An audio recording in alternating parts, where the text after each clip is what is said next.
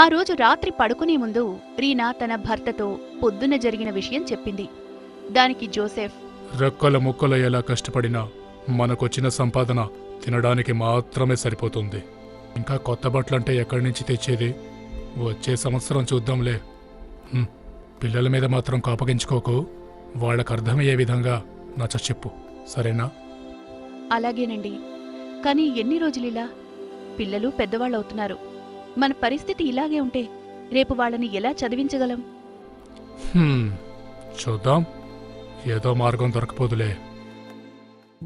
ఒకరోజు అందరూ భోజనాలు చేశాక సోనీ ఇలా అడిగింది, నాన్నా, క్రిస్మస్ వస్తుంది కదా, మన వీధిలో అందరూ చాలా గొప్పగా జరుపుకుంటారు. ఈసారి మనం కూడా అలా జరుపుకుందామా? అది విన్న వాళ్ల నాన్న చిన్నగా నవ్వి, వాళ్ళంతా వ్యాపారులు, ఉద్యోగస్తులు కాబట్టి వాళ్ళంతా గొప్పగా చేసుకుంటారు. మనకున్న ఆ కొద్దిపాటి పొలంలో వచ్చిన సంపాదన తక్కువ కాబట్టి మనకున్న దాంట్లో చేసుకుంటాం. అర్థమైందా?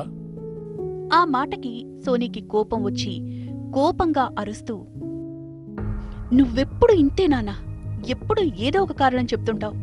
ఆ పొలం వల్ల మనకేం లాభం వస్తుంది? దాన్ని నమ్మేసి ఏదైనా వ్యాపారం చేయొచ్చు కదా. అప్పుడు మనం కూడా వాళ్ళలా గొప్పవాళ్లమవుతాం. అలా నువ్వు చెయ్యవు అని ఏడుస్తూ లోపలికి వెళ్లి ఏడ్చి ఏడ్చి నిద్రపోయింది.